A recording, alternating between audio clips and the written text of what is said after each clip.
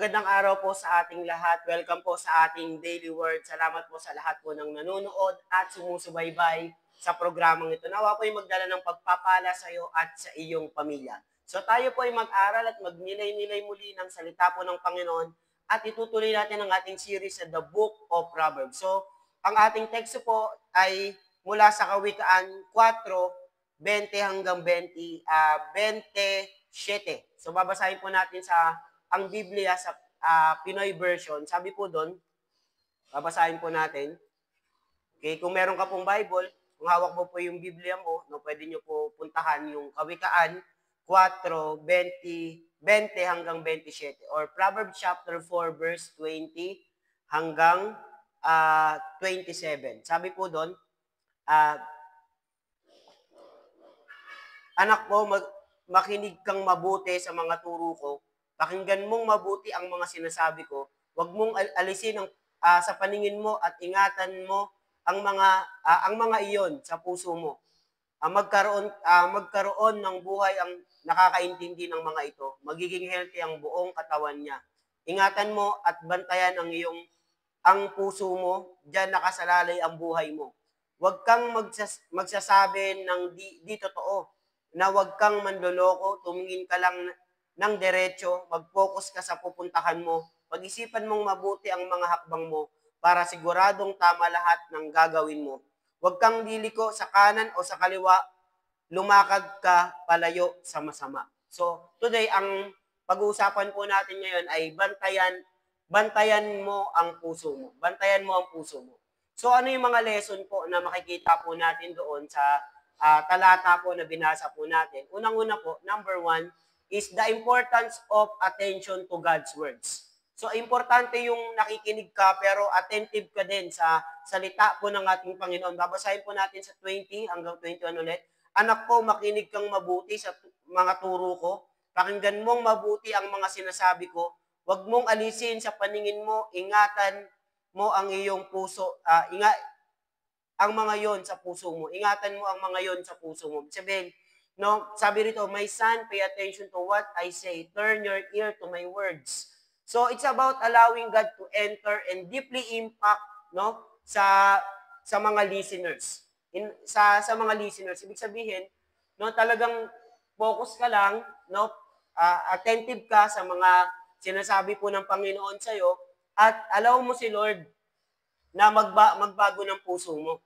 So listen carefully to God's word and allowing it to saturate our minds and hearts is the foundation of spiritual growth. Ito yung foundation ng spiritual growth. Kapag nakikinig ka, tapos deeply talaga nagkakaroon ng impact, tapos mai-apply mo ito sa pamumuhay, bawat pamumuhay po natin. Kailangan po natin, no, ng pakikinig talaga ng salita po ng Panginoon upang sabi nga, faith by hearing and hearing the word of God. So patuloy ng pakikinig, yung pananampalataya lumalago sa pamagitan po ng pakikinig ng salita po ng ating Panginoon. Kaya napaka-importante po ng pagbabantay po ay pakikinig po ng salita po ng Panginoon. So may nabasa nga akong libro, even the boring teacher, no, God is talking, no, God is using the kind of teacher. No, kahit nakakaantok yung guro, di ba nangungusap pa rin ang Panginoon sa magitan ng mga ganung tao. No, kaya kaimportante talaga na ang mindset mo makinig talaga sa magitan ng salita po ng Panginoon na nangungusap po sa atin, na nagbabago po sa atin. Once na narinig natin yung word of God, ayun po yung magpapabago sa buhay po natin. At yun yung magdadala ng blessing sa atin, ayun yung magdadala sa tamang direksyon ng buhay natin. At yun yung magdadala sa tamang path or career ng buhay mo, di ba? Kaya importante po na nakikinig talaga tayo, paying attention, lalong-lalo na po pag Sunday live groups, and even podcast, even katulad nito, ng mga gawain po natin, nakikinig po tayo upang maging paalala po sa atin ng salita po ng Panginoon. Yun po. So, the importance of attention to God's words. Pangalawa, guarding the heart or magbantay, di ba? Sa puso. Magbantayan mo yung puso mo. Sabi nga doon sa verse 23, ingatan mo at bantayan ang puso mo. Diyan nakasalalay ang buhay mo. Sabi doon, ingatan mo at bantayan mo ang puso mo. Diyan nakasalalay ang buhay mo. Sabi nga, no, The heart is deceitful in all things. Kaya importante po, huwag tayong mag-rely sa emotion, no? Bantayan natin yung puso natin kasi kung ano yung pinapasok natin sa puso natin, di ba? Kumbaga, ayun yung maglilid sa'yo, ayun yung mag-ano sa'yo, magliligaw sa'yo, magdideceive sa'yo sa mga iba't ibang maling emotion na mararamdaman mo. Kaya importante po, nabantayan at ingatan natin ang ating mga puso. Sabi nga doon, above all else, sabi sa NIV, guard your heart, where everything you do flows from it. So, pagbabantay ng puso ay intentional. Di ba? Ano ba yung pinapanood mo? Di ba? So, kasi kung ano yung pinapanood mo, dumadirect yan sa isip at puso mo. So, ano ba yung pinapakinggan mo? Sino ba yung mga kasama mo? At ano yung focus mo? At ano yung goals mo sa buhay? So, importante, nagbabantay tayo ng puso intentionally. Susuriin po natin kung ano yung mga bagay na pinapanood natin, pinapakinggan natin, sino yung mga taong kasama natin. Kasi kung sino yung kasama natin, ayun tayo magiging. Ano yung focus natin at ano yung goal natin sa buhay. Kaya importante po na bantayan natin ang ating mga puso at ang ating buhay. So, ayun po yung pangalawa. Yung pangatlo po is the power of speech, yung kapangyarihan po ng salita. Sabi nga doon, di ba? Huwag kang magsasabi ng hindi totoo. Wag kang manloloko. Di ba? Yun po yung sabi sa Pinoy version. Sabi, the power of speech. So, the warning, keep us our mouth free from perversity of corrupt talk. So, binabalaan po tayo ng Biblia na wag po tayong magsalita ng mga masasama o mga bagay na hindi totoo. Sabi nga doon, di ba? Ulitin ko po, huwag kang magsasabi ng hindi totoo o kasinungalingan. Huwag kang magkalat ng kasinungalingan. Or, wag kang manloloko. Ayun po yung sabi ng Bible. So, wag na wag po tayo manloloko ng tao o kung mino man o mahal natin sa buhay. Lalo na kung meron kang relationship ngayon, wag mo siyang lolokohin. Diba? Patuloy po tayong manampalataya po sa Kanya. No? So, kasi words are powerful, tama po ba? And tools that can either build or destroy life. So, yung words either makapag-build siya ng buhay mo or makapag-destroy siya ng buhay mo. Yun lang yun. So, yung proverb, sinuturuan tayo ng speak. Yung pag-speech natin ay nakaka-apekto sa direksyon ng bawat buhay. Di ba? Kaya nga, corrupt words can spread lies. Yung corrupt na words, yung mga bagay na hindi totoo ay nagpapakalat ng kasinungalingan. Kasi sabi nga natin, Satan is the father of lies.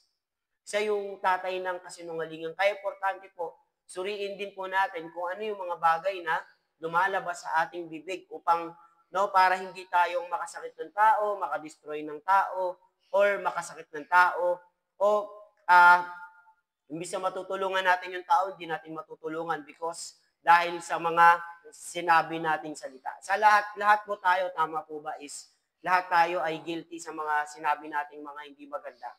Ako, ikaw ay nakaranas po niyan. So, the power of speech. Kaya pipiliin po natin, kaya nga sabi ng Bible, the tongue is powerful. The tongue is so powerful. So, makapangyarihan ang bibig. Kaya dapat, kung ano yung huwag tayong mag-speak ng negative, dahil kasi ayun yung pumapasok sa buhay, ayun yung mga nangyayari sa atin pag sinasabi tayo ng negative. Try to talk with faith, speak with faith. So, the power of speech. So, pangapat, focus on the right path. Mag-focus ka sa tamang landas o sa tamang daan na tinatahak mo ngayon. Sabi nga doon, 25 to 27, tumingin ka ng diretso. Mag-focus ka sa pupuntahan mo. Diba? Kaya marami talagang di nakakapunta sa patutunguhan niya, sa goal niya, because marami pong distraction, lalong-lalo sa buhay. So, verse 26, pag-isipan mong mabuti ang mga hakbang mo. Pinag-iisipan talaga bawat hakbang na gagawin mo, bawat desisyon na gagawin mo. Sabi nga, bago ka magdesisyon, manalangin ka muna. Isangguni mo muna sa ating Panginoon. Pag-isipan mong mabuti ang mga hakbang mo para siguradong tama lahat ng gagawin mo. Diba? Kasi pag hindi mo pinagplanuhan pala yung bawat takbang na gagawin mo, sigurado, hindi tama yung mga magiging kalalabasan nito. So, wag kang liliko sa kanan o sa kaliwa, lumakad ka palayo sa masama. Sabi niya, Huwag kang titingin o liliko sa kanan o sa kaliwa, lumakad palayo sa masama. Ibig sabihin, lumayo ka dun sa masama. Dumiretso ka sa paglilingkod kay Lord, sa pananalangin, di ba, sa pagla-life group, sa pagsisimba, di ba? Diretso lang. No? Kung ano yung focus, ano yung pinapagawa sa inyo ni God, dire-diretso ka lang. So, huwag kang liliko sa kanan o sa kaliwa. Dumiretso ka lang. At lumakad palayo sa masama. So, ayan po. So, focus here is intentionality in our action and decision. So, life is full of distraction, tama po ba, and temptation that try to be pull out of the path of righteousness.